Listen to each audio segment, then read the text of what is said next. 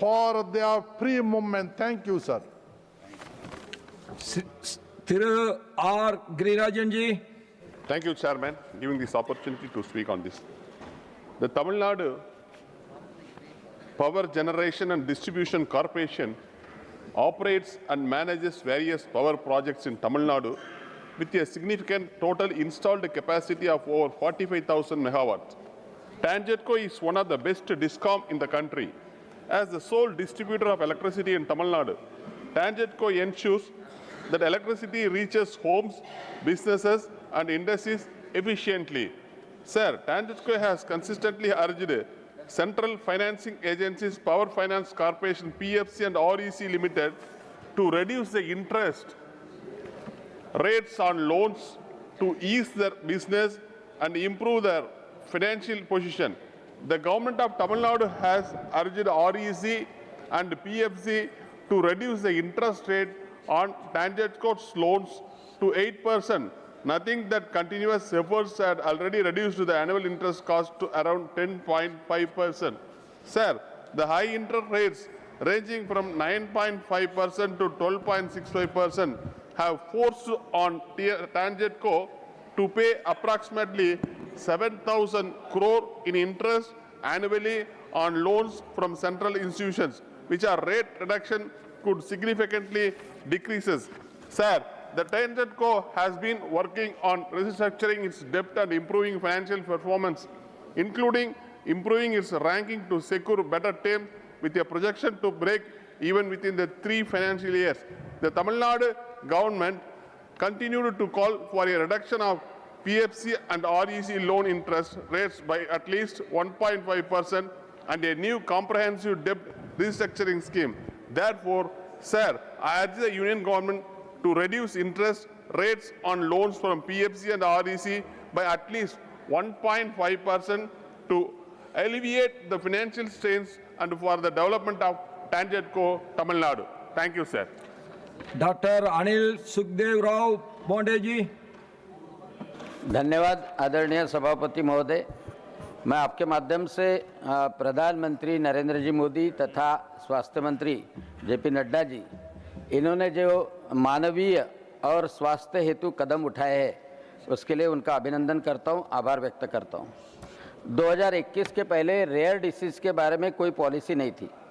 2021 में national policy for the rare disease यह प्रधानमंत्री जी द्वारा स्थापन की गई और उसके माध्यम से पूरे भारत भर में सेंटर ऑफ एक्सलेंस यह निर्माण हो गए और इस रेयर डिसीजेस में लाइजोसोमल स्टोरेज डिसऑर्डर यानी गोचर, पॉम्पे, फेब्री, एमपीएस ऐसे डिसऑर्डर के लिए 50 लाख रुपए प्रति रुग्ण, प्रति बालक ऐसे दिए जाते हैं और उसमें एंजाइम रिप्लेसमेंट थेरेपी ये इस बच्चों की जाती है।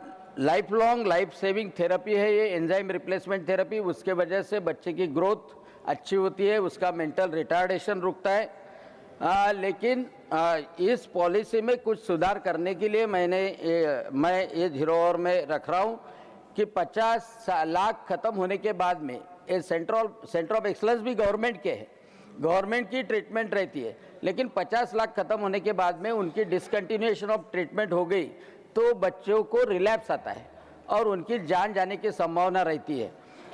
जितने पैसे अलॉट किए गए थे उसमें से बचे हुए हैं, तो इसलिए मेरी विनंती है सरकार से कि ये बच्चों को life long enzyme replacement therapy मिले, इसलिए 50 लाख का कैप जो है वो निकालने की मैं विनंती करता हूँ। उसके अलावा एक पोर्टल भी बनाया है जिसमें CSR फंडिंग या कोर फंडिंग भी है। वो कोर फंडिंग को चालना देके ये बच्चों को जो हजारों में बच्चे हैं उनका रजिस्ट्रेशन उस पोर्टल पे होना चाहिए और long term uninterrupted enzyme replacement therapy ये बच्चों को मिलना चाहिए। और जो फंड सेंटर ऑफ एक्सलेंस को दिया गया है वो सेंटर ऑफ एक्सलेंस को गाइडलाइन और SOP देके टाइमली एंड कंटिन्यूअस यूटिलाइजेशन इस फंड का हो, यानी जो दूर दराज के बच्चे आते हैं वो दूर दराज के बच्चे वो सेंटर ऑफ एक्सलेंस में उनको रहना पड़ता है, उनको एंजाइम रिप्लेसमेंट थेरेपी मिले और किसी की जान न जाए, उसके लिए मैं आज का 0 ओवर रखा हूँ। धन्यवाद अध्यक्ष महोदय। श्रीमान महाराजा सनबोजा लेसाम्बो। Thank you, sir. Sir, my 0 hour is demand for establishment of assembly units of electronics or electrical garments (PSU) in Manipur. Sir, Manipur is a small landlocked state with an estimated population of about 30 lakh plus only. As of now, the state has no big industrial corporate house. Only small and very few medium enterprises are functioning in the state. The literacy rate as per latest population census is 76.94%. State's annual unemployment rate is 4.7% as of 2022-2023, while the national average is 3.2%.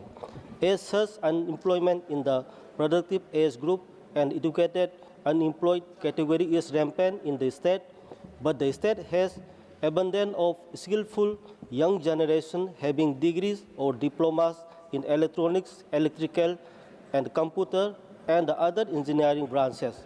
To meet the job demand of this young educated generation, I urge upon the Union government to sanction assembly units of public sector undertaking PSU in electronics or electrical ready-made garment in the state. If found worthwhile, small electronics or electrical or computer parts could be manufactured to provide employment opportunities and boost the state economy as well as save the youth from drug menace and involved in national building. Thank you, sir. Shrimati Jaya Amitabh Bachchan ji. Jaya Amitabh Bachchan. Thank you, sir. Sir, I wish to draw the urgent attention of this House to the crisis of acute shortage of qualified special needs educators in India. For millions of children with disabilities, it is a daily struggle for inclusive education. Today, recently, 50% of children with learning disabilities drop out before completing class 10. There is roughly one registered special educator for every 18 to 20 students with special needs enrolled in schools nationwide. As per the WHO guidelines, the requirement is 5 to 6 trained teachers for every 20 students. India's education system faces a critical challenge.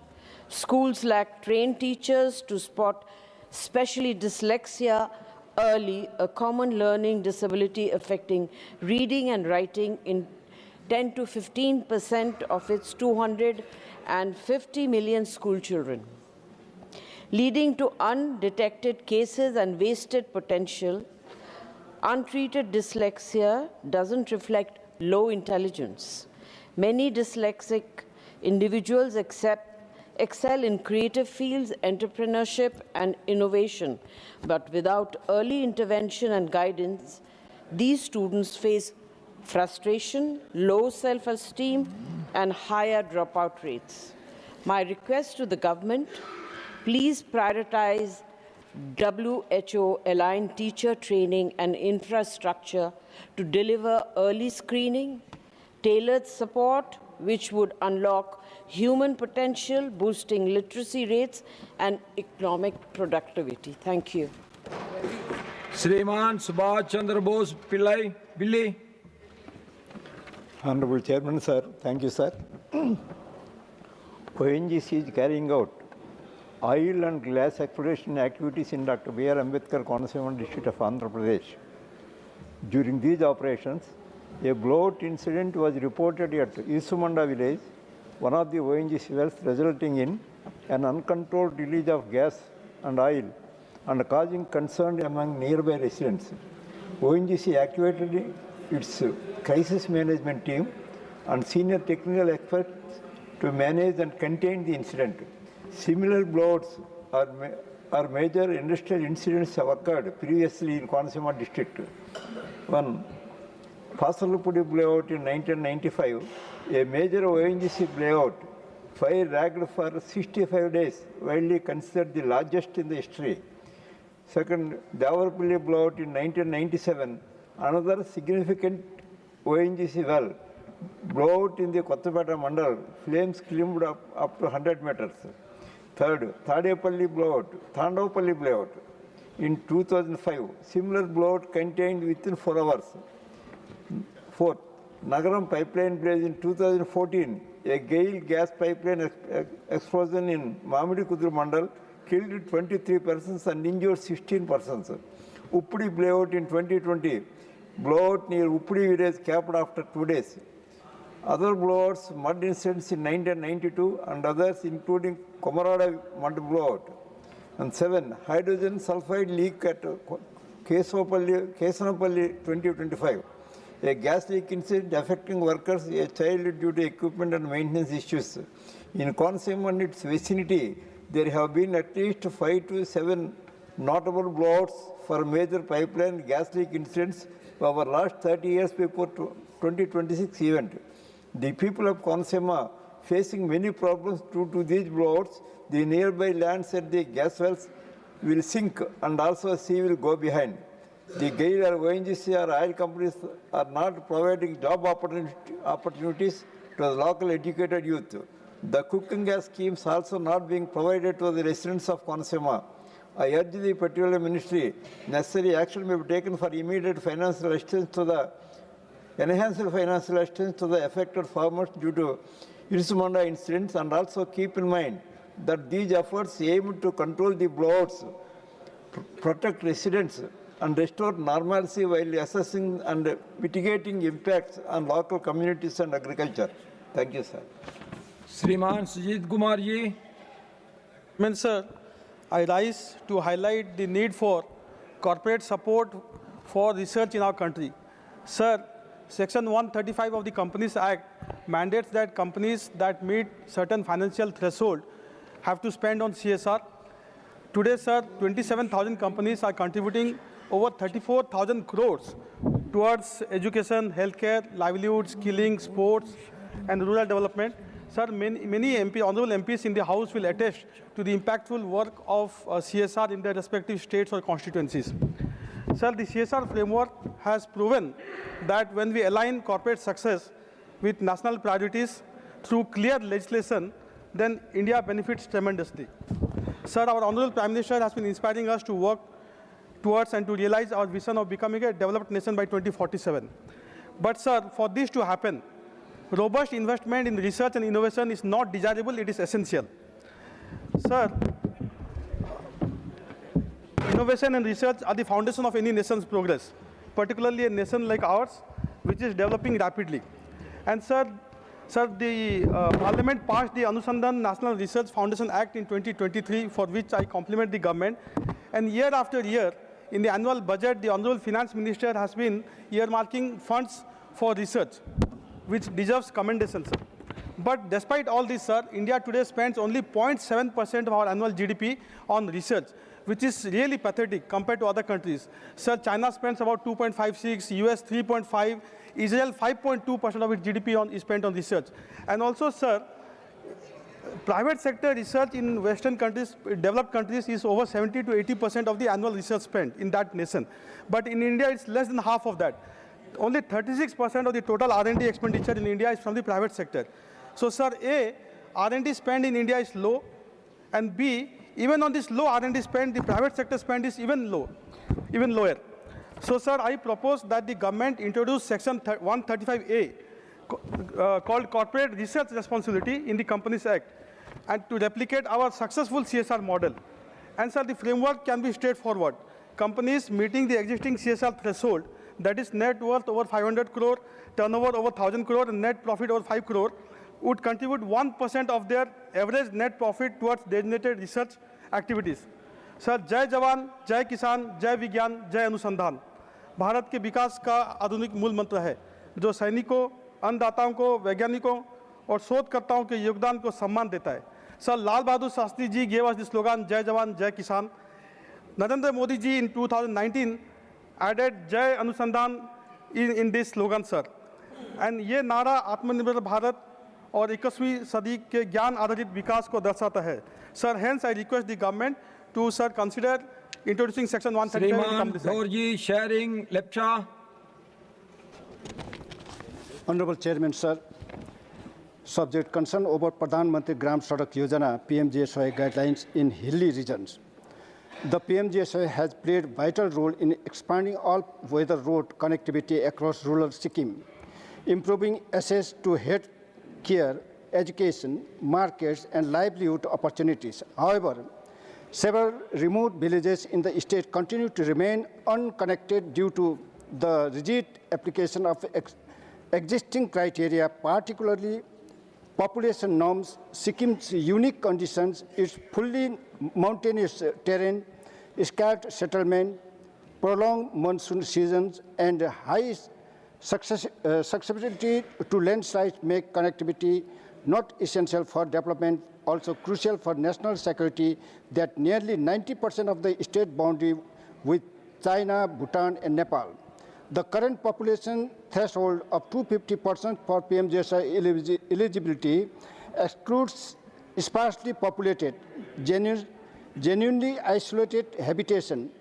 A reduction of threshold to 150% is requested to ensure equitable for all rural communities. The PMGSY road have completed 7 years, face rapid deterioration due to heavy rainfall and need timely upgradation, strengthening, and resurfacing to maintain connectivity. In region with high rainfall, many rural areas, the existing PMGSY carpeting norms of a 20 mm thin layer has now early deterioration. This thin layer is insufficient to intense monsoon condition, leading to rapid wear and reduced lifespan. Upgrading carpeting to thicker, higher specification layer will significantly enhance longer-lasting roads. Such improvement will contribute to the long-term sustainability and reliability of roads, reducing maintenance need and improving connectivity in vulnerable regions. The fragile Himalayan terrain necessitates protection measures in all PMGSY work, including retaining and breast walls during system and reverse slope stabilization structure capable of withstanding high intensity rainfall. In view of above, I request central government to kindly look into these grievances. Thank you. Shriman Ajit Kumar Buyanji. Thank you, Chairman, sir. I would like to speak in my own language, Ohomia. 1942 চনৰ ভাৰত ত্যাগ আন্দোলনৰ সময়ত British American সৈন্য কঢ়িয়াই নিয়া rail বগৰোৱাৰ বিস্ময়কৰ সঁচা ইতিহাস। 1942 চনৰ স্বাধীনতা সংগ্ৰামৰ চূড়ান্ত স্তৰ হ'ল ভাৰত ত্যাগ আন্দোলন। সমগ্ৰ ভাৰতবৰ্ষ জুৰি স্বাধীনতা আন্দোলনৰ নেতাসকলক কাৰাৰুদ্ধ কৰাৰ পিছত এই স্বাধীনতা আন্দোলন তাৎক্ষণিকভাৱে ৰূপান্তৰিত হ'ল ব্যাপক গণসংগ্ৰামলৈ, য'ত প্ৰায় প্ৰতিজন ভাৰতীয়ই অংশগ্ৰহণ কৰিছিল। এই গণসংগ্ৰামৰ দাবী আছিল যাতে ব্ৰিটিছ সাম্ৰাজ্যবাদীহঁতে ভাৰত ত্যাগ কৰে আৰু একে সময়তে দ্বিতীয় বিশ্বযুদ্ধৰ সময়ত ফেচিবাদৰ বিৰোধিতা কৰিও যুদ্ধত সৈন্যবাহিনীৰ সহযোগিতাৰ বিৰোধ কৰে। ভাৰতৰ বিভিন্ন ঠাইৰ দৰে অসমৰ আন্দোলনকাৰীসকলেও বিভিন্ন ঠাইত দলং আৰু চৰকাৰী কাৰ্যালয় আদিত অগ্নিসংযোগ কৰা, সৈন্যবাহিনীলৈ ৰচদ পাতি বন্ধ কৰি দিয়া আদি কামবোৰ কৰিছিল। পৰিণামস্বৰূপে সাধাৰণ মানুহৰ ওপৰত সৈন্যবাহিনীৰ লগতে পুলিচৰ অমানুষিক অত্যাচাৰ দিনে দিনে বাঢ়ি আছিল। সাধাৰণ মানুহৰ ওপৰত সৈন্যবাহিনীৰ এনে জনবিৰোধী নিৰ্মম অত্যাচাৰৰ বিৰোধিতা কৰিবলৈ কংগ্ৰেছৰ স্বাধীনতাকাংক্ষী অগ্ৰণী ভলণ্টিয়াৰসকলে সৈনিক কঢ়িওৱা ৰেল বগৰোৱাৰ সিদ্ধান্ত পৰ্যন্ত লৈছিল। এই সিদ্ধান্ত কাৰ্যকৰী কৰিবলৈ সেই সময়ৰ নগাঁৱৰ কংগ্ৰেছী নেতা আৰু কৰ্মীসকলে গুৱাহাটীৰ ওচৰৰ কোনোবাখিনিত কামটো কৰাত অৱশেষত খাটাং কৰিলে আৰু ইয়াৰ বাবে চূড়ান্তভাৱে নিৰ্বাচন কৰিলে গুৱাহাটীৰ পূব পিনে থকা পাণবাৰী আৰু পানীখাইটি ৰেল ষ্টেচনৰ মাজৰ নলঘুলি নামৰ ঠাইডোখৰ। এই অভিযানৰ আগভাগ লৈছিল স্বাধীনতা যুঁজাৰু মুক্তি বাহিনীৰ অগ্ৰণী নেতা মহদানন্দ দেৱগোস্বামী আৰু তেখেতৰ 10জন সহযোগী যোদ্ধাই। এইসকল নগাঁৱৰ বিভিন্ন ঠাইৰ আছিল আৰু মহদানন্দ দেৱগোস্বামী নিজে আছিল মায়ঙৰ বাসিন্দা। মৃত্যু বাহিনীৰ এইসকল যোদ্ধাই 1942 চনৰ 24 নৱেম্বৰ তাৰিখে সন্ধিয়া 7 বজাৰ পৰা 8 বজাৰ ভিতৰত বৰ্তমানৰ নাগালেণ্ডৰ তাহানিৰ অসমৰ ডিমাপুৰলৈ এখন বিশেষ ৰেলযোগে প্ৰায় 700ৰ পৰা 1000জন ব্ৰিটিছ আমেৰিকান সৈনিক কঢ়িয়াই নিয়া ৰেলৰ চিৰি লাইনচ্যুত কৰি গোটেই ৰেলকেইখন দীঘাৰু নৈ এটা ঘুলিত বগৰাই চালক পৰিচালকৰ লগতে আটাইবোৰ সৈনিককে নিহত কৰিছিল। ই আছিল ভাৰতৰ স্বাধীনতা আন্দোলনৰ এক ব্যতিক্ৰমী ঘটনা। সম্ভৱতঃ অসমতে এই ঘটনা সংঘটিত হৈছিল, অথচ যিটো ঘটনা আজিলৈকে ভাৰতৰ কোনো বুৰঞ্জীত লিপিবদ্ধ নহ'ল আৰু অন্ধকাৰতে থাকি গ'ল। উল্লেখযোগ্য যে ৰেলখনৰ ইঞ্জিনটো আছিল নলঘুলি ৰেল আলি আৰু দ পিটনিৰ তলত পুত গৈ আছে বুলি স্থানীয় ৰাইজে দাবী কৰিছে। স্বাধীনতাৰ এই বিৰল ঘটনা ভাৰতৰ কোনো বুৰঞ্জীত উল্লেখ নাথাকিলেও জ্ঞানপীঠ বঁটা বিজয়ী অসম সাহিত্য সভাৰ প্ৰাক্তন সভাপতি ডক্টৰ বীৰেন্দ্ৰ কুমাৰ ভট্টাচাৰ্যই লিখি উলিওৱা श्रीमान हर्ष महाजन जी, श्रीमान राजीव शुक्ला जी। धन्यवाद सभापति जी। अश्विनी वैष्णव जी अच्छा इलेक्ट्रॉनिक मिनिस्टर यहाँ बैठे हैं। माननीय सभापति जी, मैं आज इस सदन में एक ऐसे मुद्दे की ओर आपका ध्यान दिलवाना चाहता हूँ जो न सिर्फ समाज की बातचीत को प्रभावित कर रहा है, बल्कि हमारे लोकतांत्रिक ढांचे, हमारे युवाओं की मानसिक स्वास्थ्य और सार्वजनिक विश्वास की नींव को भी हिला रहा है। बात सोशल मीडिया की है और उससे भी ज़्यादा सोशल मीडिया की जवाबदेही की है। आज स्थिति है कि कोई भी कुछ लिख देता, किसी पर भी आरोप लगा देता, किसी की भी प्रतिष्ठा को एक ही पोस्ट में तार तार कर देता है। और माननीय सभापति जी, एक बार कोई चीज़ वायरल हो गई तो उस झूठ को वापस लेना लगभग असंभव हो जाता है। न प्लेटफॉर्म जिम्मेदारी लेते हैं, न लिखने वाला सामने आता, और उसके बीच में पिसता एक आम नागरिक, उसकी इज्जत, उसका करियर और उसका मानसिक संतुलन। सभापति जी, हाल ही में गाजियाबाद में 3 नाबालिग बच्चियों की कोरियन गेम्स देखते हुए आत्महत्या की दर्दनाक घटना ने पूरे देश को झकझोर दिया है। इस मामले में यह सामने आया कि सोशल मीडिया और ऑनलाइन कंटेंट से जुड़ी अफवाहें, अतिरंजित नैरेटिव और डिजिटल दबाव ने उनकी मानसिक स्थिति पर गहरा प्रभाव डाले। सवाल यह नहीं कि दोष किसका था, बल्कि सवाल यह है कि जब एक नाबालिग लगातार डिजिटल भ्रम, अवास्तविक अपेक्षाओं और ऑनलाइन दबाव के बीच टूट रहा होता है, तब उसे बचाने की जिम्मेदारी किसकी है? क्या उस प्लेटफार्म की नहीं जो ऐसे कंटेंट को बढ़ावा देता है? सोचिए कैसी विडंबना है कि हम एक ऐसे युग में रह रहे हैं जहां हथियारों पर तो कानून है, जहर पर कानून है, सड़क पर गाड़ी चलाने पर कानून है, लेकिन सोशल मीडिया पर झूठ फैलाने की कोई ठोस जवाबदेही तय ही नहीं की गई है। कंपनियों के एल्गोरिदम यह तय करते हैं कि हमें क्या देखना है, लेकिन यह बताने की जिम्मेदारी उनसे कोई नहीं मांगता कि किस आधार पर किसी झूठ को लाखों लोगों तक पहुंचाया गया। कौन सी व्यवस्था है जहां प्रभाव है, पहुंच है, लेकिन जवाबदेही नहीं है। आज यह सदन इस प्रश्न पर विचार करे कि क्या सोशल मीडिया पर आचरण के स्पष्ट नियम होने चाहिए या नहीं। क्या यह स्वीकार्य है कि करोड़ों भारतीयों तक पहुंचने वाले प्लेटफॉर्म कम्युनिटी गाइडलाइंस के नाम पर सब कुछ अपने हिसाब से चलाएं और देश की संसद तमाशा देखती रहे? क्या यह उचित है किसी व्यक्ति की छवि नष्ट की जाए, किसी महिला को लगातार ऑनलाइन उत्पीड़न सहना पड़े, किसी किशोर की मानसिक सेहत बिगाड़ी जाए और फिर भी जिम्मेदारी कोई ना हो? मैं विनम्र आग्रह करता हूं, मंत्री जी यहाँ बैठे भी हुए हैं, कि सरकार इस विषय पर स्पष्ट ध्यान नहीं दे रहे। मंत्री जी सुनिए, बस अश्विनी जी, मैं विनम्र आग्रह करता हूं सरकार से विषय पर कि स्पष्ट नीति लेकर आए, ऐसी नीति जिसमें अभिव्यक्ति की स्वतंत्रता भी सुरक्षित रहे और गलत सूचना फैलाने वालों की जवाबदेही भी तय हो। ऐसी नीति जिसमें कंपनियों की पारदर्शिता, कंटेंट मॉडरेशन की समीक्षा, ग्रीवांस रिड्रेसल की मजबूती और भारतीय उपभोक्ताओं की डिजिटल सुरक्षा पर ठोस कदम उठाए जाएं। सभापति जी, सोशल मीडिया केवल मनोरंजन का मंच नहीं है, यह जनमत निर्माण का सबसे प्रभावशाली माध्यम बन चुका है। इसलिए सुधामूर्ति जी, Thank you, sir, giving me a point to talk on foot reflexology.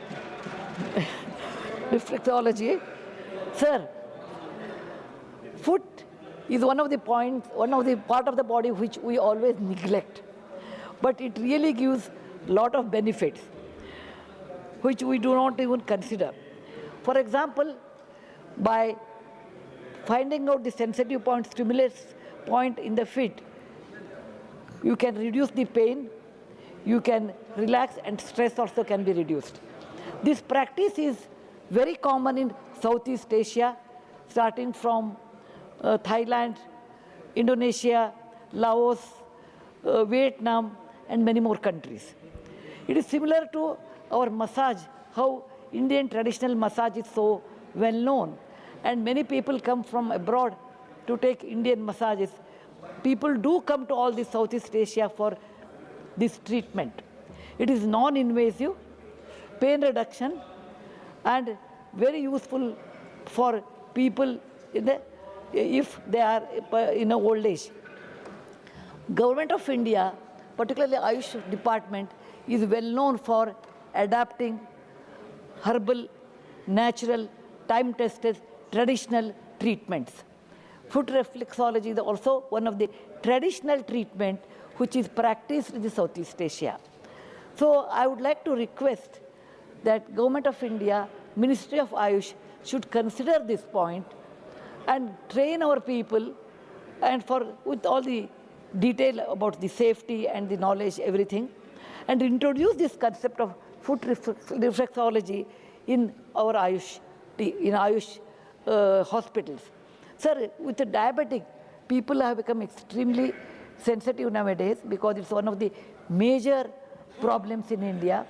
So every hospital should have a separate section for this foot treatment, foot reflexology, massaging, and understanding how you can reduce non-invasive treatment and pain. And we can also have other treatments along with the foot problems in diabetic cases because it affects. So people will come to know early diabetic intervention, and you can also find out what causes, and we can also take the treatment. So I consider this is one of the neglected part, but we should introduce the new concept of treating our feet and give the proper treatment. Thank you very much, sir, for giving me time. Dhanyawad. Dr. Mehta Visram Kulkarni ji.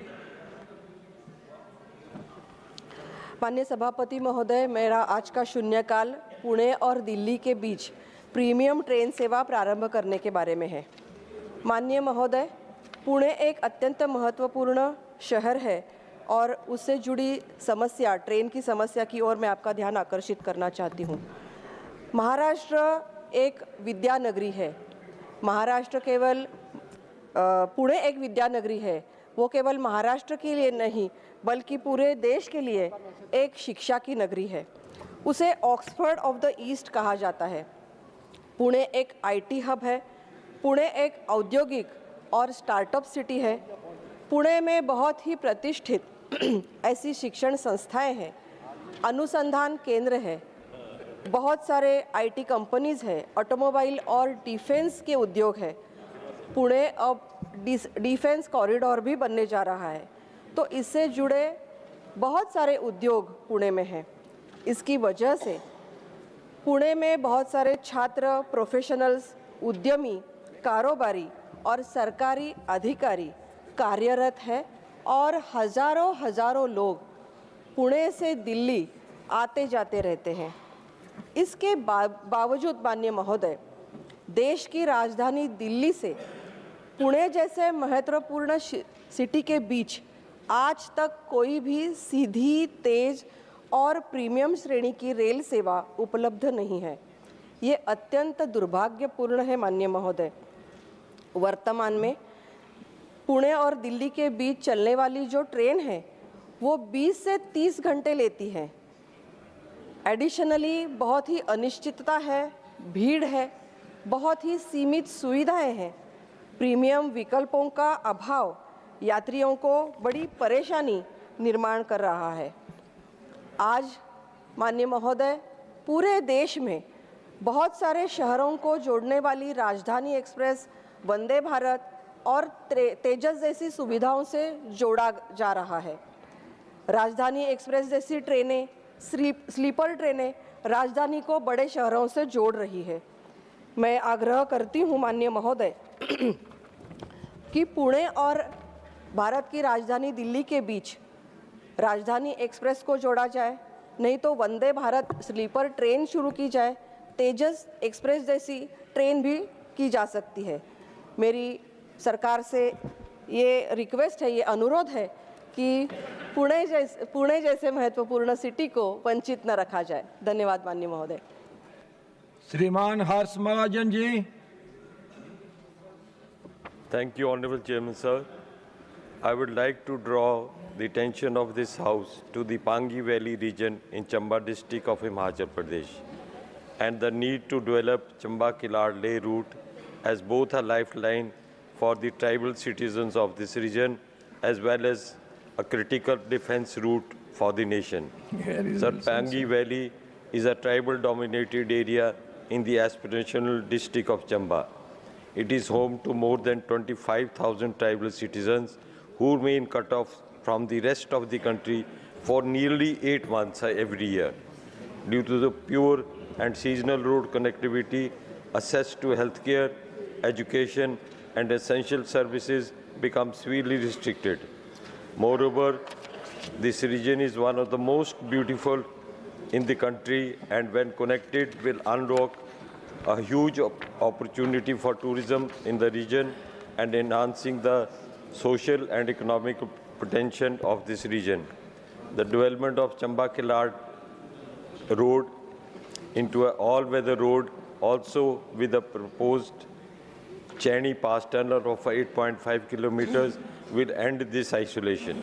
Sir, this corridor also carries exceptional strategic importance. At present, NH 154A connects Pathankot to Chamba and a seasonal road exists up to Kilar. A missing link of 52 kilometers toward Leh needs to be developed.